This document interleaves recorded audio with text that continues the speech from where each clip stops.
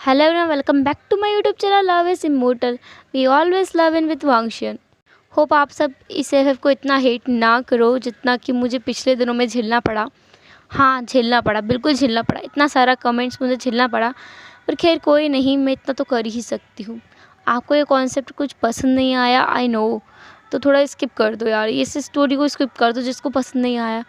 मेरा ऐसा है कि मैं कोई चीज़ स्टार्ट करूँ तो मुझे ख़त्म करना पसंद है, बीच में छोड़ना मुझे नहीं आता और ना मैं पसंद करती इस चीज़ को। इसलिए थोड़ा एडजस्ट करो, ये एक पार्ट है, इसके बाद एक और पार्ट है, फिर ये ख़त्म हो जाएगा। फिर इतना मैनेज कर लो बस, प्लीज़। चलो अब आज के पार्ट को हम स्टार्ट करते हैं। लास्ट पार्ट में हमने देखा था कि वुशियान जो था थोड़ा सैड था, क्योंकि वांग जी को साथ जो कुछ जेल में हुआ उसे पता नहीं था। उस दिन जब वो यहाँ नहीं था तब ऐसा सब कुछ हुआ था। उसे गुस्सा भी आ रहा था कि वो क्यों गायब हो गया था, लेकिन फिर उसने खुद को संभाला एंड उसने सारा सबूत जो है वो हेड को पहुंचा दिया, एंड जिससे साबित हुआ कि वांग जी निर्दोष है। एंड इस सब में, इस सारे प्रोसेस में 1 हफ़्ते का टाइम लगा। इस 1 हफ़्ते से वुशियान एक बार भी अपने घर वापस नहीं गया। उसे विश्वास था वांग जी वहीं होगा, उसके घर पर, उसके भाई के साथ में।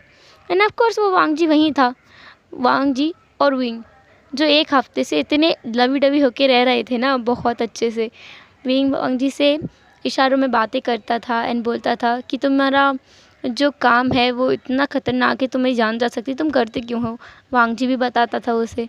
एंड इसके अलावा बहुत सारे गेम भी खेलते थे वो लोग, साथ में लूडो खेलते थे एंड लुका छुपी भी खेलते थे। विंग की आंखों में पट्टी बांध करके वांग जी बोलता था कि मुझे ढूंढो, एंड विंग ढूंढता था। वांग जी इधर से ताली बजाए, कभी उधर से ताली बजाए, एंड वो दोनों ऐसे खेलते भी थे। वो दोनों गार्डनिंग कर रहे थे आजकल, क्योंकि सारे सर्वेंट्स को तो छुट्टी पे भेज दिया था। गार्डनिंग में वांग जी गार्डनिंग करता था, विंग फ्लावर्स को पानी देता था। ऐसे ही वो दोनों साथ में खाना भी बनाते थे। वांग जी को खाना बनाना नहीं आता था, पर उसने सीख लिया क्योंकि विंग को बनाना नहीं आता। एंड विंग, जैसे वांग जी ने बहुत ज़्यादा काम कराया था तो विंग को भी थोड़ा थोड़ा हिंट हो गया था कि हाँ, 2-3 चीज़ें बनाना उसे भी आता है, तो वो भी बनाता था। वो दोनों साथ में रहते थे बहुत हैप्पीली। उनका जो घर था उसके पास में ही एक तालाब भी था, छोटा सा तालाब जो कि वुशियान ने ही बनवाया था, ऑफ कोर्स छोटा सा आर्टिफिशियल। उसमें कई सारी मछलियाँ भी उसने डाल दी थी ताकि विंग टाइम पास कर सके। उसने स्पेशली ये घर विंग के हिसाब से डेकोरेट करवाया था, डिज़ाइन करवाया था। जब विंग आया तो उसे कोई परेशानी ना हो, उसे बोर भी फील ना हो। तो इस घर में करने के लिए हज़ारों चीज़ें थी, वो दोनों साथ में करते भी थे। और वो दोनों किसी दिन मिल कर के एम्ब्रॉयडरी करते थे, किसी दिन पेंटिंग करते थे, किसी दिन ढेर सारी बातें करते थे, तो किसी दिन अच्छे आराम से दोपहर में बढ़िया देसी वाली नींद लेते थे। इस 1 हफ़्ते में उन्होंने खूब आराम किया, बहुत सारी मस्ती की, बहुत सारी मेमोरीज़ बनाई, ढेर सारा प्यार किया, ढेर सारी बातें की, ये सब कुछ उन्होंने किया। विंग तो बहुत खुश था कि उसके भाई ने कुछ भी नहीं कहा वांग जी से। उसे लगा था कि पता नहीं विंग क्या कहेगा। एंड वांग जी, जिसे बहुत अच्छा लग रहा था यहाँ पर, एक सिंपल लाइफ जो कि वो हमेशा से चाहता था, वो उसे मिल रही थी। पर कहीं ना कहीं उसे एक डर था कि विंग को जब सच पता चलेगा तो क्या होगा, और विंग कैसे रिएक्ट करेगा कि वांग जी का जो है मैरिज हो गया है, वो भी उसके ही भाई, उसके ही बड़े भाई वुशियान के साथ। एंड वांग जी ने विंग को ये तो बता दिया था कि वो प्रेग्नेंट है। एंड वांग जी के अंदर कोई सिम्टम नहीं दिख रहा है। विंग ने ये पूछा भी कि मैंने सुना है ओमेगास के अंदर ये सिम्टम दिखता है, उन्हें वॉमिट्स भी आती है, हेडेक भी होता है और चक्कर भी आते हैं, पर तुम्हें तो ऐसा कुछ नहीं हो रहा।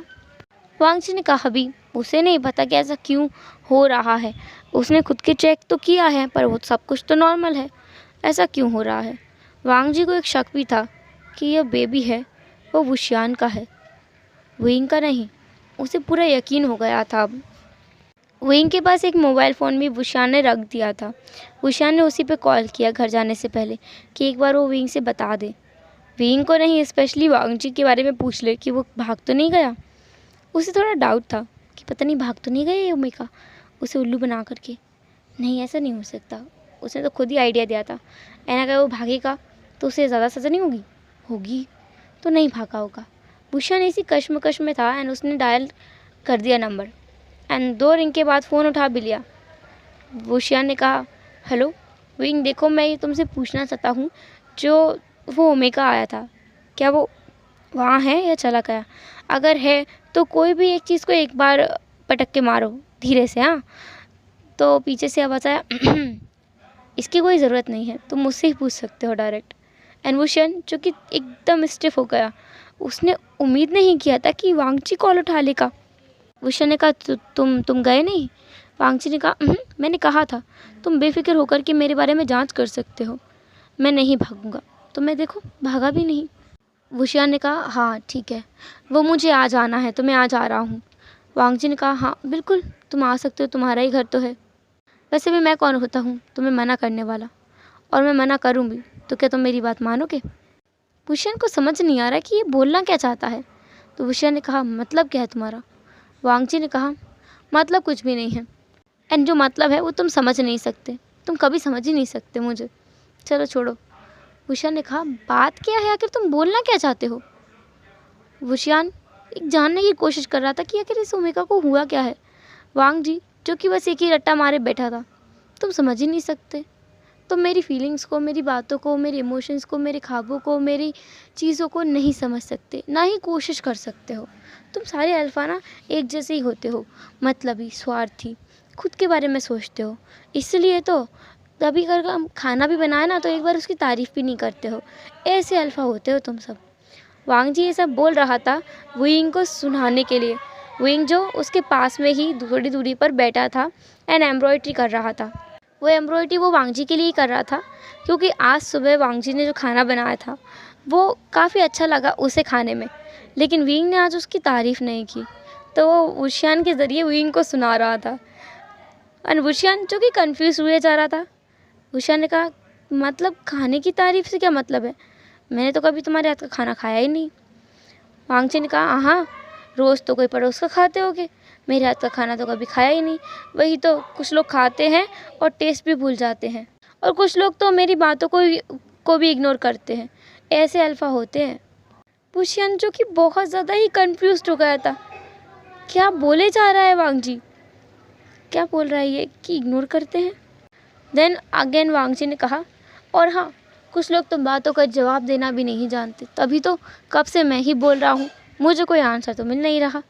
वुशियान जैसे लगा कि वो कुछ बोल नहीं रहा है इसलिए वांगजी ऐसा कह रहा है। तो वुशियान ने कहा, ऐसी कोई बात नहीं है, मैं तो इसलिए कॉल किया था ताकि मैं घर आ रहा हूँ, और तुम्हें ऐसा लगता है कि तुम्हारी तारीफ़ नहीं होती है तो विंग है ही, वो तुम्हारी तारीफ़ कर देगा, वो तुम्हें ज़्यादा अच्छे से समझता है। वांगजी ने कहा, विंग, तुम्हारा विंग देखते हैं कितने अच्छे से समझता है। सच में कुछ लोग ना कोशिश भी नहीं करते अपने ओमेगा, अपने मार्क टोमेगा को समझने की।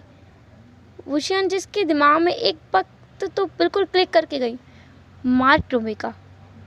देन वुशियान ने सोचा, ओह ये भी ना, पक्का ये ना विंग को सुनाने के लिए बोल रहा है मेरे से, पर इसे सोचना चाहिए मैं कुछ गलत समझ सकता हूँ। वैसे भी हम दोनों एक दूसरे को जानते ही कितना है, मैं तो इसके बारे में कुछ भी नहीं जानता, विंग तो कुछ जानता भी है।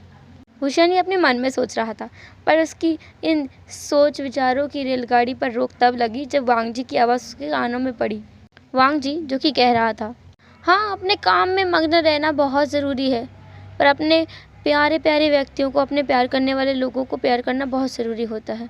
देखो तो सुबह से मुझे एक हक भी तो नहीं मिला है। विंग जो कि वहीं बैठा था वांगजी की तरफ पीट करके, एंड वांगजी को बिल्कुल आइडिया नहीं है। विंग उस साइड मुंह करके हंस रहा था, उससे अपनी हंसी अब कंट्रोल नहीं हो रही थी। वैसे भी वो ज़ोर से हंसे तब भी कहाँ आवाज़ आएगी। विंग जो कि ज़ोर ज़ोर से हंसने की कोशिश कर रहा था, एंड वो सोच रहा था, ओह गॉड, इसे अगर हगी चाहिए था तो ये खुद कर लेता। एंड आज जानबूझकर विंग ने वांगजी के खाने की तारीफ़ नहीं की, क्योंकि वांगजी जब खाना लेके आया था मॉर्निंग में, हम फ्लैशबैक में चलते हैं, वांगजी जो कि लगभग 1.5 घंटे से किचन में जा कर के पता नहीं क्या ही पका रहा है, एंड विंग का बुरा हाल है भूख के मारे।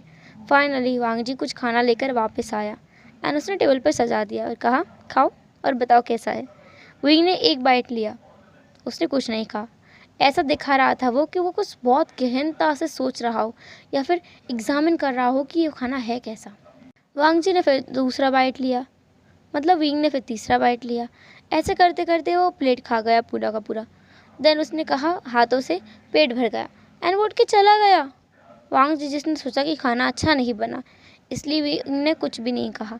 देन वांगजी ने खुद टेस्ट किया अपना खाना, उसे इतना अच्छा लगा ना खाना, वो खुद की तारीफ़ करने लगा। ओह माय गॉड, मैं कितना अच्छा खाना बनाता हूँ।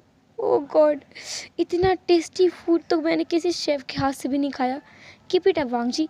ऐसा कहते हुए वो खुद की ही पीठ को थपथपाने लगा एंड कहने लगा, मैं ना मास्टर शेफ़ में जा सकता हूँ, कुकिंग कर सकता हूँ बहुत अच्छे से।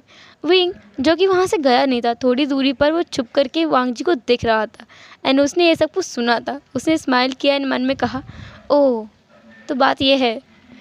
फिर विंग ने सोचा कि आज ना वो वांगजी को इग्नोर करेगा एंड देखेगा कि वांगजी का रिएक्शन कैसा होता है, वांगजी उसे कुछ बोलता है या नहीं। एंड प्रेजेंट में वांगजी शिकायत पे शिकायत लगा ही जा रहा है वुशियान से। एंड वुशियान, जो कि पहले बहुत ज़्यादा कंफ्यूज था, वो सब समझ में आ रहा है कि वांगजी बोल क्या रहा है। विंग काफ़ी टाइम से हंस रहा था, उसकी पेट में तक दर्द होने लगा था एंड उसकी आंखों से आंसू भी आ रहे थे कि वांगजी क्या ही बोल रहा है, कितनी कॉमेडी कर रहा है ये। वांगजी ने अब देखा कि विंग अभी भी उसकी तरफ नहीं मुड़ा एंड वो अपनी एम्ब्रॉयडरी करने में बिजी है। वांगजी को अब बहुत गुस्सा आया। उसने गुस्से में कहा, और हाँ, आज रात का खाना बाहर ही खा के आना, मैं नहीं बनाऊंगा। कोई अगर मेरी तारीफ़ नहीं कर सकता, अरे तारीफ़ तो छोड़ो, मुझे दिन में मेरे साथ एक बार बात नहीं कर सकता, अरे बात तो छोड़ो, मेरी तरफ मुड़ के नहीं देख सकता, तो मैं क्यों खाना बनाऊँ उसके लिए। वुशियान, जो कि ये सब कुछ सुनकर अपना सिर पकड़ लिया, उसने कहा, हाँ, मैं इन लोगों के साथ कैसे रहूँगा। ऑफकोर्स मुझे इन दोनों के साथ लाइफ बिताना पड़ेगा, मैं दोनों में से किसी को नहीं छोड़ सकता, मैं कैसे रहूँगा इन दोनों के साथ में। वांगजी आगे बोल रहा था, पता नहीं मेरी लाइफ कैसी होगी, मुझे अच्छा पार्टनर क्यों नहीं मिला। मैं यही सोच रहा हूँ सुबह से, ऐसा पार्टनर जो मेरी एक्सपेक्टेशंस को फुलफ़िल कर सके। हाय, मैं कितना पुअर ओमेगा हूँ। ओह माय गॉड, वांगजी की ये नौटंकी ना विंग को ले डूबी। विंग अब पेट पकड़ के नीचे ही गिर गया एंड वांगजी ने उस तरफ देखा, एकदम धड़ाम से आवाज़ आई थी। तो वुशियान ने पूछा, क्या गिरा वहाँ। एंड वांगजी ने भी वहाँ देखा जहाँ पर विंग ज़ोर ज़ोर से अपना पेट पकड़ के हंस रहा था। मतलब उसका तो आवाज़ तो नहीं आ रही थी, बट हाँ, वो ज़ोर ज़ोर से हंस रहा है, साफ साफ दिखाई दे रहा था। वांगजी ने कहा, तुम मेरे ऊपर हंस रहे हो। विंग ने नाम में अपने ऐसे चिल्लाया और वो फिर भी हंसे जा रहा था। वुशियान ने कहा, कौन, क्या हुआ है वहाँ। वांगजी ने कहा, तुम हंस कैसे सकते हो मेरे ऊपर, तुम एक तो सुबह से मुझे इग्नोर कर रहे हो और अब कितनी ज़ोर ज़ोर से हंस रहे हो। वुशियान, जिसे थोड़ा अजीब ही लगा कि क्या हो रहा है, उसे कुछ समझ नहीं आ रहा था। उसे वांगजी की आवाज़ भी अच्छे से नहीं आ रही थी, कट रही थी, तो उसने वीडियो कॉल पे क्लिक कर दिया। एंड वांगजी, जिसने देखा कि वुशियान ने वीडियो कॉल किया है, वुशियान को वीडियो कॉल करते हुए देखकर वांगजी ने सोचा कि शायद वुशियान अपने भाई को डांटे वांगजी के ऊपर ऐसे हंसने के लिए। तो वांगजी ने कॉल उठाया एंड सामने रख दिया एंड वो विंग के पास गया एंड कहा, तुम कैसे हंस सकते हो मेरे ऊपर, मैं सुबह से तुम्हारे लिए कितना कुछ कर रहा हूँ। वुशियान, जो कि देख रहा था विंग कैसे हंस रहा है, तो उसे भी हंसी आ गई, वो भी ज़ोर ज़ोर से हंसने लगा। वांगजी ने थोड़ी देर बाद जब आवाज़ सुनी कि फ़ोन से भी हंसने की आवाज़ आ रही है, उसे बहुत ज़्यादा गुस्सा आया इन दोनों भाइयों पर। उसने फ़ोन की तरफ देखा एंड कहा, तुम क्यों हंस रहे हो, तुम्हें मैंने बोला हंसने के लिए। वुशियान, जिसने अपने मुंह पे हाथ रख लिया एंड नामे से हिलाने लगा। वांगजी ने कहा, बेटर, और हाँ, तुम्हें यहाँ आने की कोई ज़रूरत नहीं है। ऐसा बोलकर वांगजी फ़ोन के पास गया एंड उसने फ़ोन को रख दिया। वुशियान, जो कि दूसरी तरफ हंस रहा था एंड उसके जो फ्रेंड्स थे वो उसे देख रहे थे बहुत ही हैरानी में कि आज इससे क्या हुआ है, ये कभी हंसता नहीं है, आज कैसे हंस दिया। वो लोग भी स्माइल कर रहे थे एंड वुशियान की तरफ देख रहे थे जैसे कि टोंट करना चाहते हो। वुशियान ने जब पीछे मुड़ा तो उसने देखा कि उसके दोस्त, मतलब जियांग चेंग और शाओ शिनचैन उससे ही देख रहे हैं, उसके सीनियर भी हैं, उसके दोस्त भी हैं। उसने कहा, आप दोनों ऐसे क्यों देख रहे हो। उन दोनों ने कहा, हाँ भाई जियांग, तुम देख रहे हो ना, आजकल तो कोई बहुत ज़्यादा खुश नज़र आने लगा है। भाई अकेले अकेले हंस रहा है फ़ोन पे बातें करते हुए, पता नहीं इसे कोई मिल गया है क्या। जियांग ने कहा, हाँ भाई, मुझे भी लगता है कोई तो मिल गया है हमारे वुशियान को, जिसने उसे अपने प्यार की जाल में फंसा लिया है। वुशियान ने कहा, क्या बकवास कर रहे हो, मैं बस अपने किसी इंसान से बात कर रहा था, बस ऐसे ही। ओह, किसी इंसान से बात कर रहे थे, कौन है वो स्पेशल पर्सन। ऐसे कहते हुए शाओ शिनचैन आगे आया। वुशियान ने कहा, शट अप। और तो शाओ शिनचैन ने कहा, ओह, तो तुम तुम्हारे सीनियर को शट अप बोलते रहे हो। वुशियान ने कहा, शट अप मैं अपने सीनियर को नहीं, अपने दोस्त को बोल रहा हूँ, जो इतनी बकवास किए जा रहा है। तुम इतनी शेमलेस बातें कर कैसे लेते हो? खैर, मुझे अभी घर जाना है। तुम्हें बताया ना, मैं 1 हफ्ते से घर नहीं गया हूँ। मुझे कैसा लग रहा है।